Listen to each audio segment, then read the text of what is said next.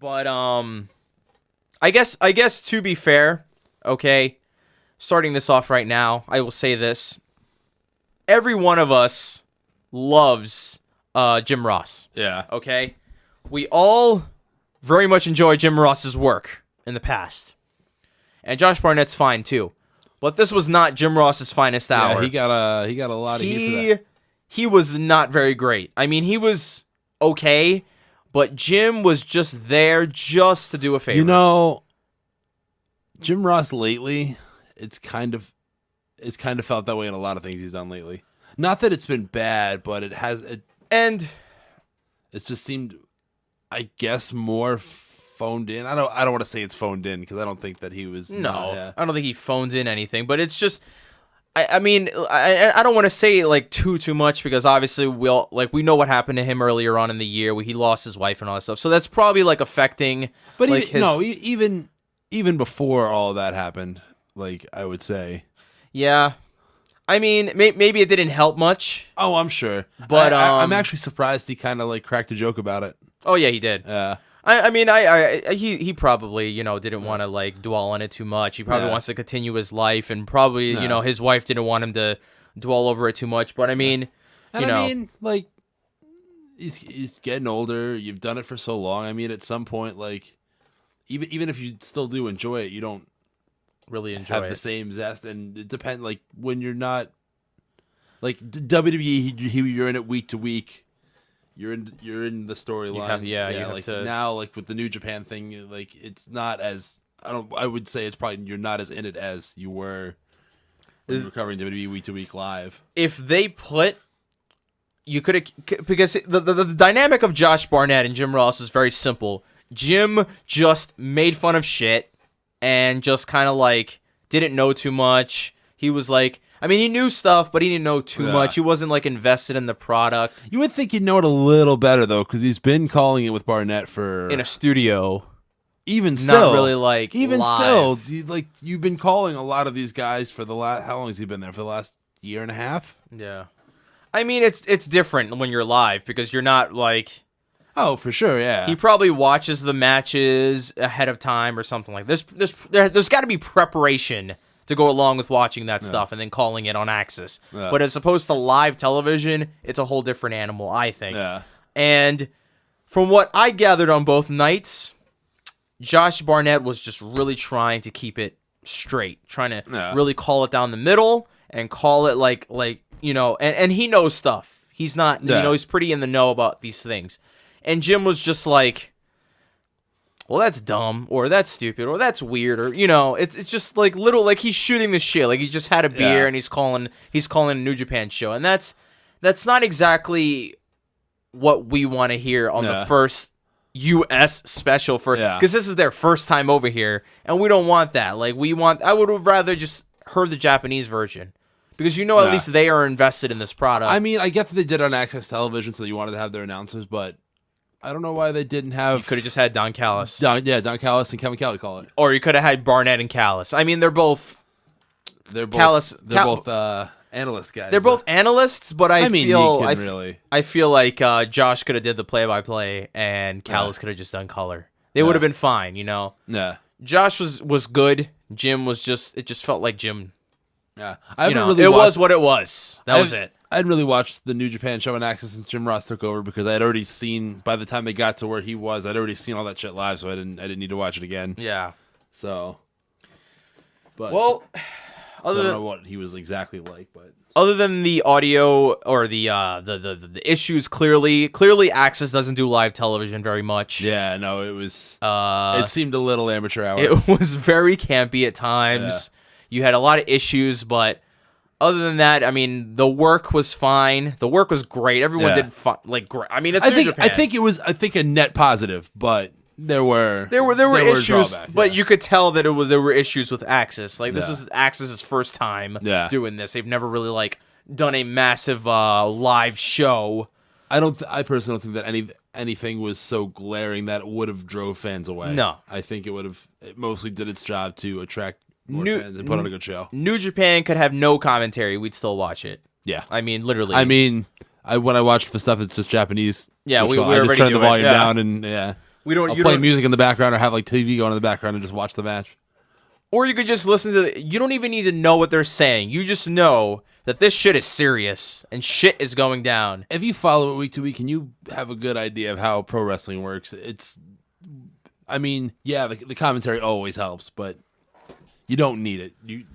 You don't really need it, but God, the Japanese guys just do so much better. Yeah. And I wish I knew what they were saying because they do so much. They have so much fucking feeling for this stuff. I wonder like if it's just my intake of Japanese entertainment isn't so depthy, but I wonder if it's just like their style, like cuz how much they emote in the commentary. If you watch a lot of anime, how how everything is very very high strung, very more emotionally said. Like I wonder if that's just how it is in any form of entertainment in Japan. If that's what it is, they love what they do. Yeah. In any form of entertainment, everyone. Or at least that I buy that they love what they do. Well, yeah, that's all you need to know. Yeah. You need to know that they mean that shit. When Okada cuts a promo, you don't know what the fuck he's saying, but he says it so loud and so convincing that you can't help but believe whatever he just said. Mm-hmm. It's for real. Yeah. Other than that, everything went fine, but we didn't get a chance to speak about it. But the Kairi Sane or Sane, this is a very like offbeat. This is a very irrelevant thing, but Japanese wrestler, close enough. Yeah. But we did. We're gonna get Kairi Hojo in the Mae Young Classic. She got a new name, and she was hanging out with all the NXT girls that are gonna be in the tournament, or the Mae Young Classic girls. So she's officially American now. But it's yeah, that was it. That's all she needed. That's all she needed. But yeah, so take her to a Rays game and give her a slice of apple pie. What do you think? She'll be all in. What do you think about the name change for Kairi Sane? Sanye, Sani. I don't know what they're gonna call her. We'll find out. I'm all right with it. I mean, you knew she was gonna get her name changed. It's at least she kept her first name. At least, and I like everyone's fine in that tournament, and it's all good and dandy. Well, Kairi Hojo is a fucking superstar. Okay. Yeah. And if she doesn't win this tournament, I will be genuinely shocked because she's already signed on. She's gonna be there for quite a while. Yeah. And obviously, whoever's gonna win is gonna be a signed woman, like the Cruiserweight Classic. That's why we got what was the final Grand Metal-League and T.J. Perkins, yeah. who both instead of Kota Ibushi and Zack Sabre, like it fucking should have been. Well, they didn't sign, thank God, right? Yeah, good for them. Good for them. Zack and Kota are onto a better tournament known as the G1 Climax, which is way better than any tournament WWE could put together. So, because when the winner of that tournament goes to the fucking main event of Wrestle Kingdom instead of, Raw. The 10 o'clock hour on the WWE Network on Tuesday nights. So that's the only WWE topic we'll talk about here. And real quick, I have to address this because it bothers me to the core. That so we had Okada was at the Raw in Phoenix. He was backstage, I believe. He was just hanging out, seeing friends, and just being a guy, just being the IWGP World Heavyweight Champion and possibly the best wrestler on the planet. Yeah. Just hanging out backstage at a Raw event. Yeah. Which, I mean, I know it's in a different state, but Phoenix, it's, I'm sure, a fairly quick flight from Long Beach. Pretty sure if Okada wanted to go to Raw on his way, especially he's already in America. Yeah, he's in the U.S. He probably wants to on the same coast. Yeah, go see some shit and be the IWGP World Heavyweight Champion. Then he could do that because they've got some time. Yeah, but everyone was up in arms about this. Okay, why? You know how many people are backstage like week to week all the time? Yeah, people are backstage all the time. People are always backstage. That doesn't necessarily mean anything. No, but I have to address the people that just all of a sudden. And Jim Ross is going to be in this for a different reason, but the fact that anytime a Japanese wrestler or a New Japan guy is seen at a WWE event, everyone is up in arms. What does this mean? Well, because Nakamura came over and New Japan's been getting hotter over the last couple of years. So here's the thing, everybody. Do you if you were out there and you think Kazuchika Okada is going to go to WWE and relinquish his IWGP World Heavyweight title, his 5-star, 6-star, his whole year has been great. Yeah. He's on a roll right now. Yeah. If you think he's going to give that up for a fucking mid-card match on WWE television, you are fucking wrong. Because he would if he was gonna come over, he'd have to get the Nakamura treatment. I would think that if he has to, for him to want to come over, I think he'd have to get the Nakamura. He has to, and he said publicly that he doesn't want to be the guy that goes over. I mean, that could just be kayfabe and trying to just make it seem like he's a New Japan guy and eventually wants to come over. Which, I mean, I wouldn't be surprised. I mean, the guy's only 28, 29. He's a couple years older. Not even 30 yet. Yeah, he's already a 4-time champion. Maybe when he breaks Tanahashi's record. Maybe when he's like 34, 35. Back end of his career, he does what Nakamura does. But I don't... Right now, not a chance. And not only that, but the Japan... money would have to be really fucking good. And even then, I don't know if he'd take it. New Japan just finished a tour of the United... Or not really a tour, but a massive show in the United States. The big promoted tour or show, okay? Why the fuck do you think that he is going anywhere? Yeah. He is the guy. Kenny Omega's the guy, but Okada is also the guy. Yeah. Okay? Especially in the middle of what is very obviously a run that's supposed to establish him as one of the greatest of all time. I mean... And expand New Japan. At this point, listen, and this is where I'm going to bring up Jim Ross. Because Jim Ross loves to throw guys on his wish list of WWE signees. I mean, we all kind of do that. We all do, kind of. Me, right now, absolutely not. I know you don't, but it's absolutely it's a talking point. He has a podcast. It's a talking point, but here's the thing, everybody. We do not need guys signing with WWE. We need somebody else to defeat WWE in some form or fashion. New Japan is not close. I get that. But they're the second biggest promotion in the world. They're trying. They're the second biggest promotion in the world next to WWE. Yeah. So if they at least plant a seed and it gets larger and bigger and better, then eventually WWE is going to eventually have someone breathing down their neck. And it's going to be New Japan because they're the closest right now. They've got the money, they've got the fans, they've got the wrestlers. Yeah. They have it all. Obviously, Okada is not on a time limit right now. Omega, maybe. He's still 33 years old. Yeah. But he's putting in a ton of fucking effort right now. Yeah. 1, 2, do I ever want to see Kenny Omega in WWE? Fuck no. Yeah. Not even a chance. As much as I wanted to see it at the Royal Rumble this year, I mean... Only if it was for a day and he went right back to Japan. Yeah. Like, literally, that's it. I don't even want to see him past the Royal Rumble. I don't know why he would go either. Like, there's nothing for him in WWE. Yeah. Look at what they've done. And I've said, and I know when the whole indie takeover happened in WWE, everyone was stoked. Everyone had their hands down their pants for it. But I said, they're not going to do anything with these people. And yes, Nakamura is featured. Yes, Kevin Owens is the champion or whatever. But does anyone care? I mean, SmackDown's great. Not saying that. Nah. The guy's on Raw. Let's use Raw as an example. SmackDown's a bad example because SmackDown's whatever. I feel like, though, with Omega would be closer to AJ Styles than he would be Nakamura or Owens. Here's the thing. You bring in a guy like Kenny Omega, everyone gets shoved to the side. Not like, oh, that's the booking. You have to do that. It's Kenny fucking Omega. Yeah. He's not changing his name. He's not going to be Kenneth... Okay, Slow Omega. No, that's not happening. Okay, no, if Kenny Omega's coming, he's gonna get the AJ Styles treatment. He's too hot. He's hotter than AJ Styles. He's hotter than AJ Styles.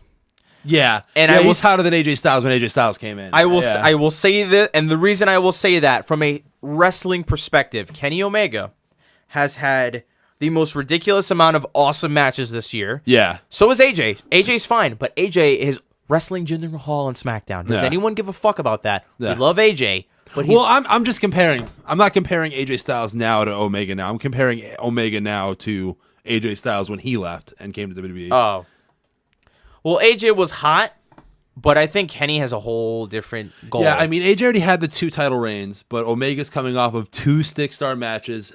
He's the primary. While he hasn't won a belt yet, him and Okada are the primary focus of the promotion. But also, plus all of the other stuff, the Young Bucks and the Hot Topic deal. Yes, that's what I meant. Like all that ancillary, all the Bullet Club stuff, the Ring of Honor stuff, the Being the Elite stuff. Yeah.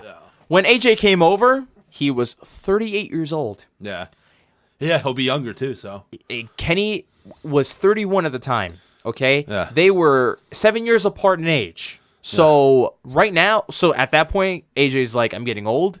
Yeah. It's time to start making some money. Yeah. And start like being I in don't the think he spotlight. wasn't making money before, but no, but it's a good. Hey, man, going to WWE will really set you up for the rest of your life. You could live off of that money, and he could have lived off the money even without WWE. But now he's set. You know, the rest of his life is good to go. Yeah. Kenny, for me at least, okay, this is just my opinion. Kenny Omega needs to lead the ship here for everyone on this side of the world, because he needs to convince people that New Japan is the way to go. Yeah. And he's making a strong statement. This guy can't have a less than 4-star match this year. Okay? And for me as a wrestling fan, this Omega fell on their laps at the right time.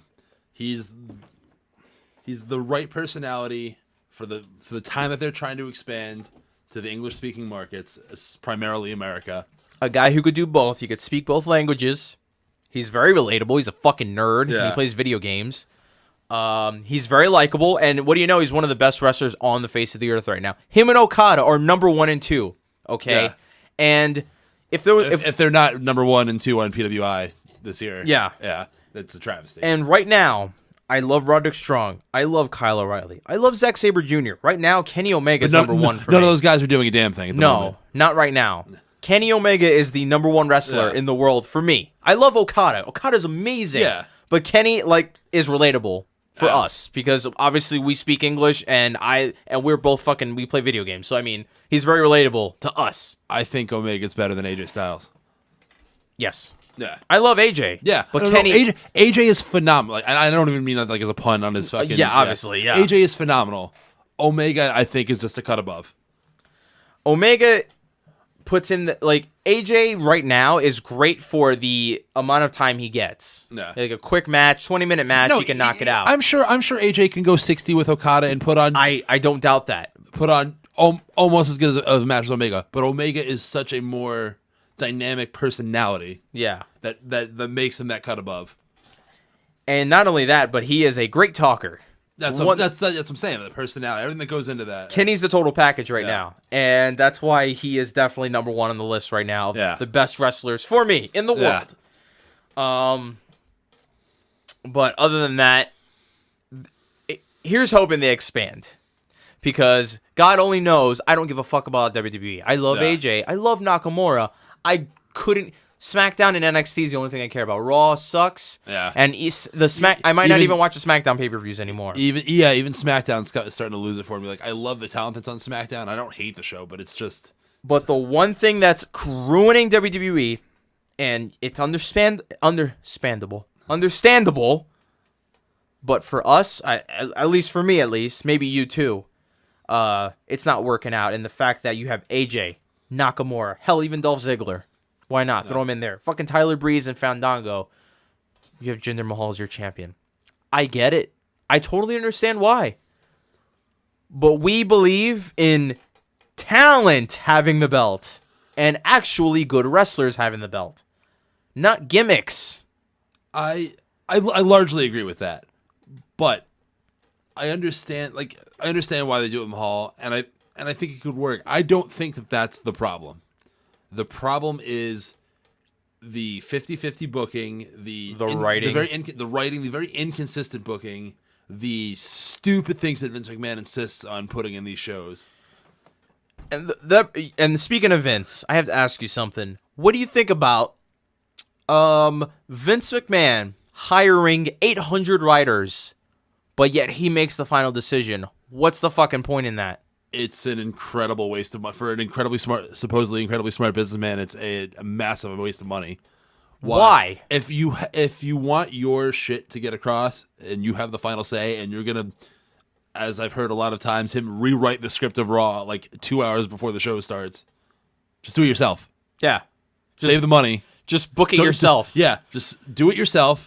Save the money. Don't deal with the hassle of having to rewrite people's work, and just get your vision out there. Or here's a suggestion, Vince. Okay, just a dude with a mic.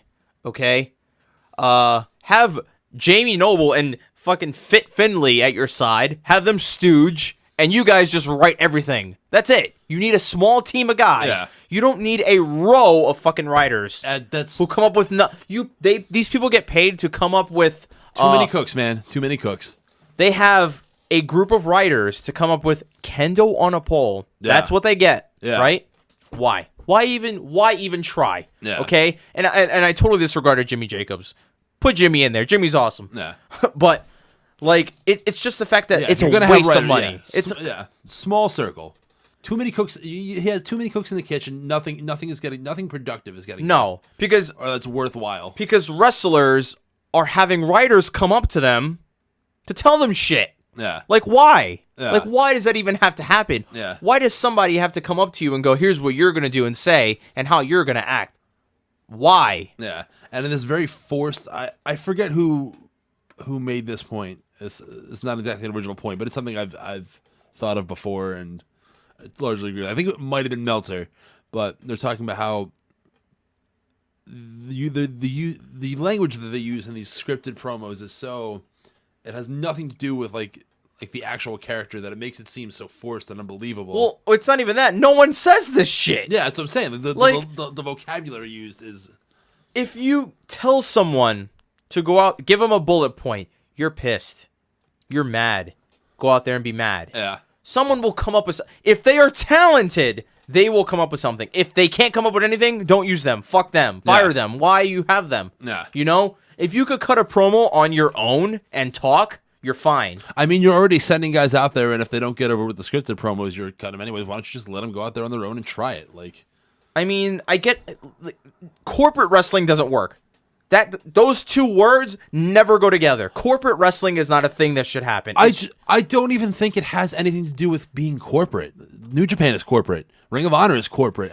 All these major promotions are corporate, but it has nothing to do with being corporate. It has everything to do with being micromanaged and overbooked. See, New Japan's corporate, but it feels like, I don't want to, and this is not even a bad thing to say, but the inmates run the asylum, not in a bad way. Wrestlers booking other wrestlers, Jado and Gato booking the shit. It's not micromanaged. It's not overbooked, and you don't have 800 different voices trying to fucking have nothing to do with wrestling. You have the head of everything. I totally forgot his name. The guy who was on the show. Totally just slipped my mind. Yeah. Okay. He runs everything. 2 guys are the bookers. 2 motherfuckers book all this shit. Yeah. And they're doing just fine. Yeah. Like, how hard is this? To be fair, though, that what they do, I mean, as far as putting on the whole production of the show, like, what the show is less than what I'm sure the writers and Vince do, because there's more segments and there's more, like, non-wrestling stuff. I mean, WWE should be... Yeah. You want to know what's a preposterous idea? Micromanaged segments. Every segment has a producer. Are you fucking serious? Devon Dudley produced Sasha. Yeah. Fuck you, Devon. Yeah. What are you producing, Sasha? And segments shouldn't have producers. You tell people to go out there and cut a fucking promo by being pissed. Bailey. There should be less segments, less non-wrestling segments in WWE. You want to know why you're ruining Bailey? Because you're telling her to say shit that nobody would ever say if they lose matches continuously. Yeah. She got squashed by Nia Jax a couple weeks ago. She's happy? Yeah. Fuck that. Yeah. Why would you be happy? You know what I'm saying? The reason why Triple H needs to control this company is because, one, he knows where fucking talent is at. Okay? He books talent. He puts belts on talent. Bobby Roode's not much of a wrestler, but boy, could he cut a fucking promo. Yeah. Okay? And he knows where to go. Okay? And when Vince is done with that stupid ass company... By the way, I don't like... You mentioned a lot. Bobby Roode is a great wrestler. Bobby Roode is not a flashy wrestler, but he's a great wrestler. He's a good storyteller. That's what wrestling is. Yeah. He's not flashy. You're right. Yeah. But he could tell a story. There's this big conflation of being flashy and having a million moves and being a good wrestler. Sure, it overlaps, but it's not... Being flashy and having a lot of moves doesn't necessarily equate to being a great wrestler. Like, I've made the point a lot about Will Ospreay and guys of his ilk, those high flyers that do a lot of shit that doesn't make any sense. Yeah. That doesn't make them great wrestlers because they have a million moves and they do fucking 30 variations of spin kicks and 16 different fucking shooting star presses. Yeah. telling a believable story, making it feel like a big fight is the most important part about wrestling. The moves are fun, but... You want to know why I think Bobby has got the strap and why he's probably really over with Triple H right now? One, he's amazing. I mean, that's a given. And the constant comparison that Bobby Roode has gotten to Triple H throughout his career. And yes, absolutely. But two, he's very NWA. He's very because back in the day, those guys told stories with their mouth and they told it in the ring. They didn't do flips. They didn't do none of that shit, okay? Yeah.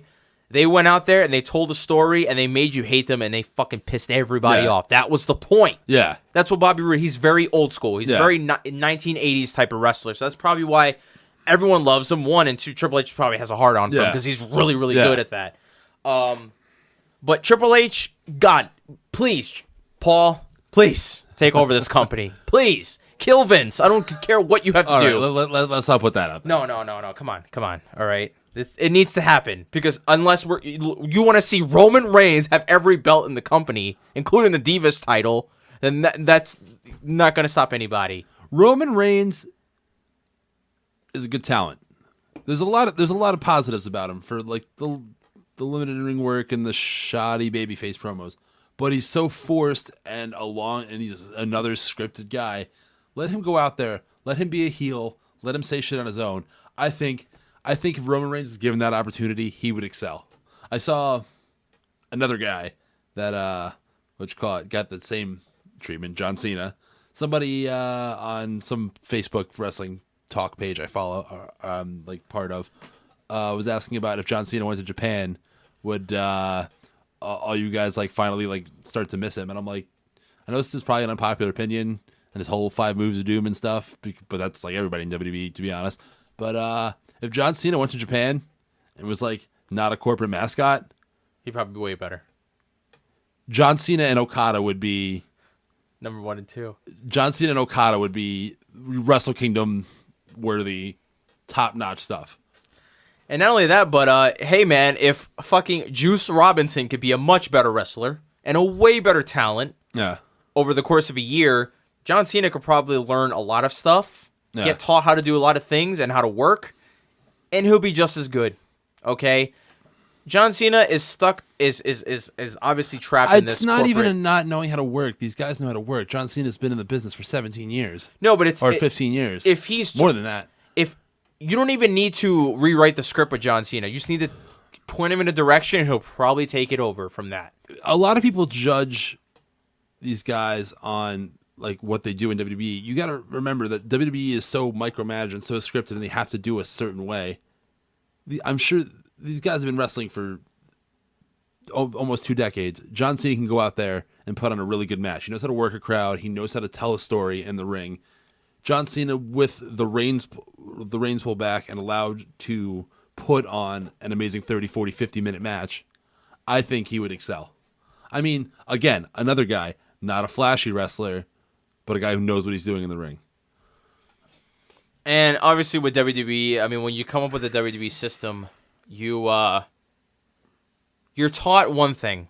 Him and Randy kind of got sucked into that. Yeah. Where they just know WWE style. Yeah. Now, let's be honest. If they went to the indies, they would make a ton of fucking money because they're WWE guys and they're massive. Yeah. But they were not raised on... They would probably, honestly, they would probably price themselves out of the indie market if they went there. Of course. Most indie promoters couldn't afford them on more than a couple of nights. No, but it's the point that they know one thing, and that's WWE wrestling and WWE style of wrestling. So given the right opportunity, learning how the other style works. But I don't think that it would be a steep learning curve for either one. No, there's a ton of guys in New Japan right now that are not that great, but... And let's not forget that not more than, 2 years ago, when John Cena was having the Open... The US Open Challenge? When he was putting on the match of the night for, Raw, for 3 months on Raw every night. Yeah. Well, that was when he was in the mid-card, and you see what happens when you take a load off a guy's back, you know what I'm saying? Yeah. It does a lot for his work.